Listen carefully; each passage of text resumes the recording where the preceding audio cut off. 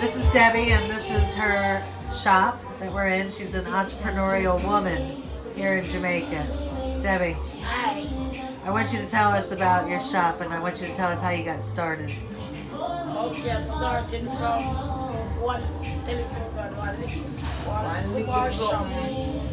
We started with a beer, a bottle of beer, and a case of beer, a case of jug, and a case of water. And this is one of her And from clients this, and it good built to friends. this. Before no quota. No counter wasn't here, because she never had anything to build a counter. Till I take them all. And then it turned around where she could have really build a counter, stack a counter, add a fridge. That's how it really started. How many customers do you have a day? Sometimes I can't really call. No, because people customers don't really come because they come and go, so no. Sometimes the customers Sometimes, sometimes nobody they even want. Is it locals mostly, or do you get to meet new people?